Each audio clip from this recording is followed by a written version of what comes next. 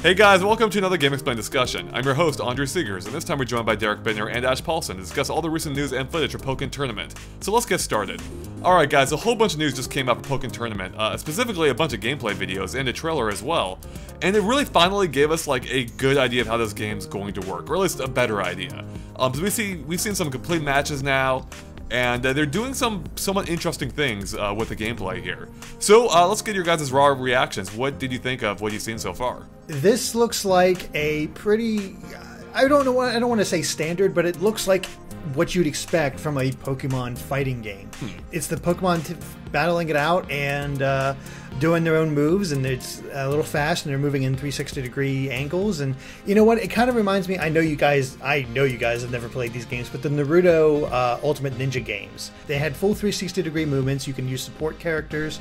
You could do a lot of different stuff with it. It was a lot more ease of entry, but it was really flashy, and that's the sense I'm getting from this one. And I think it's looking fun.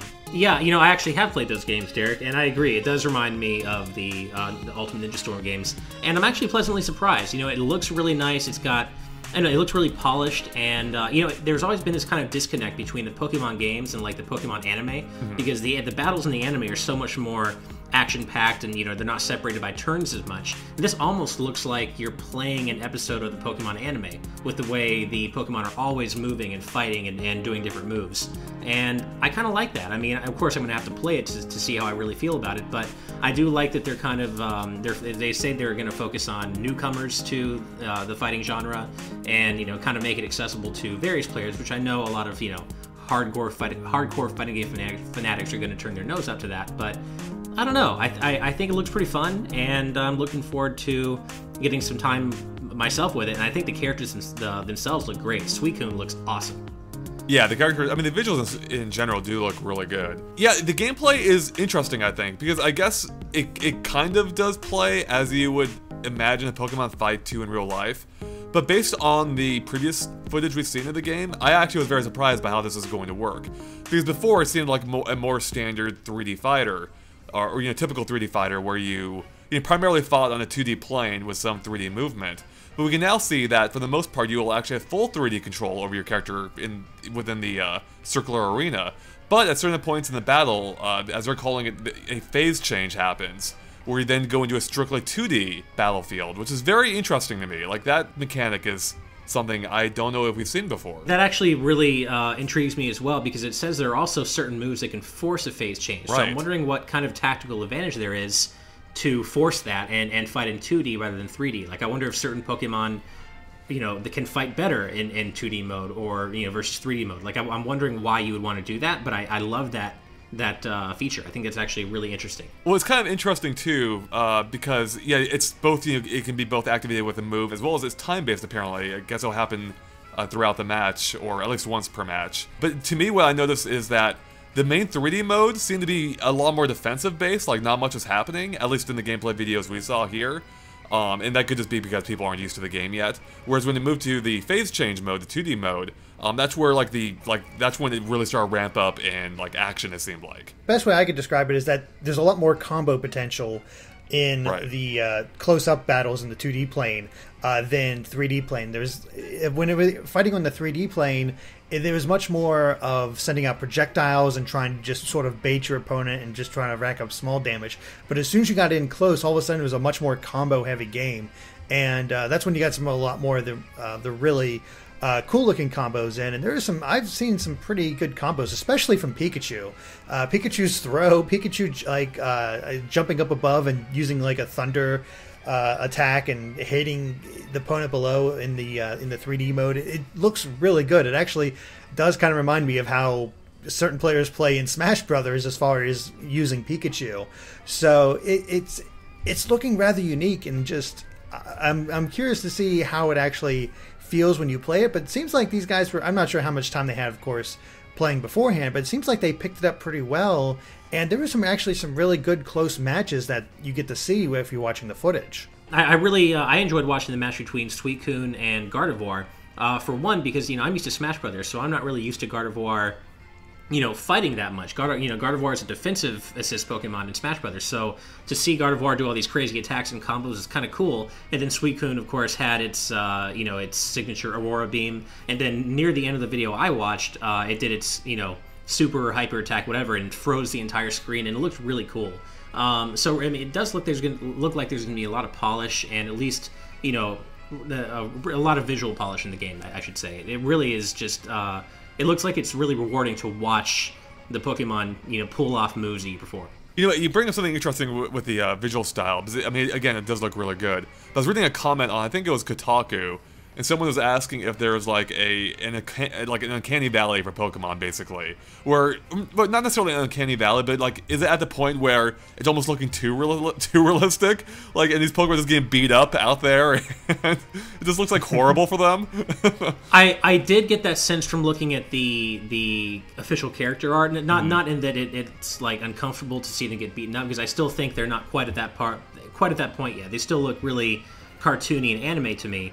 But I did get a little of that feeling just looking at the high-res character art, because you can see the fur, you can see, the musculature, and it almost looks too real at that point. Like it's weird. It looks like almost like that. So there's so much realistic Pokemon fan art out there. It almost is approaching that level, and it's a little off-putting to me. A little. The only one I think that comes especially close to that is Suicune, and I know I'm probably butchering that name. It just, you can really see the musculature in its neck going down its chest, along its paws. Like, looking at it from the front and just like not looking at its head or anything, it kind of looks like a real animal.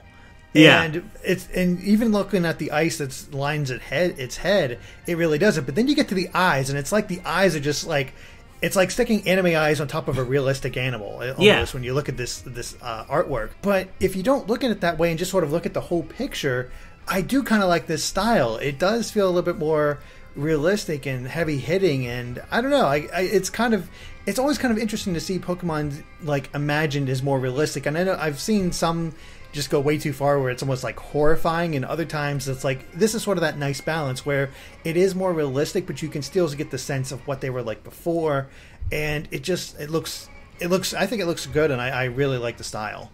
Now, there's something else they're doing that's kind of interesting here, is that they actually showed off the controller for the game. And it seems to be actually pretty simple. There's only like 4 face buttons, a pair of triggers, I believe, and a D-pad as opposed to an analog stick. And that makes complete sense for the 2D portions. They mentioned they wanted to make the game accessible, and basically easier to get into than other fighters. But that D-pad concerns me for the 3D portion. It's like, I don't know if I want to use a D-pad for that, right? Yeah, I completely agree. And it's kind of strange that they don't have both a control stick and a D-pad on there, because assuming that the game comes to Wii U, which I think is pretty obvious that it eventually will, I would think that there's going to be support for both. They might add that in. The D-pad is a little odd as far as the movement. Maybe we're not sure how the moves get entered in as of yet. I'm not. At least I don't think so. And so maybe that is sort of like Street Fighter-esque, where you do the quarter circles and all that in order to do it. We have seen what the actual buttons do, though.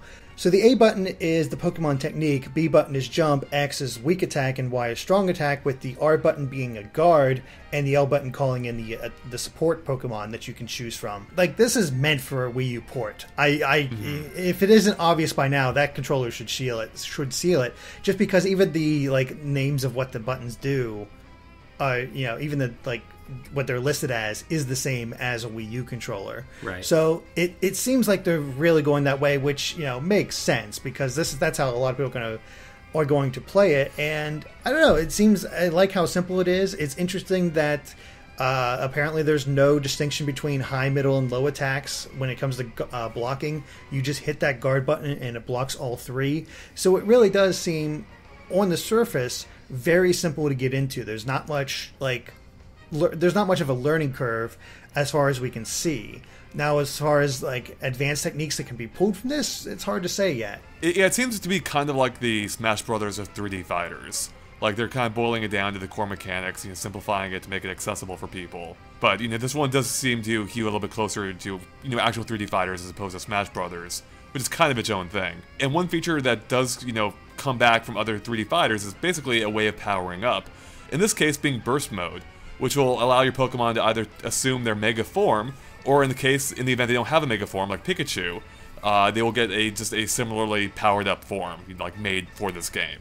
I think we heard about this at first. We wasn't sure what form it was going to take, but it makes sense that that's how you'd incorporate the Mega Forms, and it is cool to see like Mega Lucario and Mega Gardevoir out there doing their own thing, but they don't feel overpowered despite their being in the Mega Form, because the other Pokemon do have that sort of burst form that they can use to counter it. Because, again, another match I saw, Lucario went to his Mega Form, Pikachu used his Mega Form, his burst power, and just wiped the floor with Mega Lucario. Like, he didn't really seem to do much. So there seems to be a nice balance there, where you do get a nice little power up, but it's all about timing and when's the best time to use it. Do you want to use it before the other player can get a hold of theirs? Do you use it to counter the player using theirs? I do like the strategy involved. Yeah, same here. I mean, it looks like that adds a bit of depth to the gameplay. I'm not at all a seasoned fighting game veteran, so this is the kind of game that I could see myself getting into, at least with friends, assuming, again, it comes to Wii U. Like, it seems like it's just accessible enough to where you can just kind of dive in, have fun, but there's still that extra depth there with, like, the Resonance Burst and, the various special attacks you can do. Like, it does seem there's, both. There's depth, but it's also accessible, and, I don't know. I'm really looking forward to seeing more. I'm actually more excited about it, seeing all this, than I thought I would be. It actually looks pretty unique. Like, it's doing a few interesting things here. And it really, and as Derek said, it is kind of how you imagine a Pokemon fight would be in real life, I guess, which is something we haven't quite seen before. I guess the question I have for you guys is, what do you think about the character selection so far? It's kind of an eclectic mix. You got 2 fighting Pokemon, a Psychic type, the mascot Pokemon essentially, and then a Legendary. It's sort of all over the place, and we haven't even seen Blaziken, who was one of the first Pokemon shown as playable when they first teased this. So there seems to be all over, and I do like how they're going to try to bring in other Pokemon just as supports. And there's little animations of like Emolga flying in with electricity, or Lapras using Surf to go across the screen. It's really unique and really cool way of them implementing some Pokemon that maybe wouldn't be perfect for a fighting game setting, like Lapras.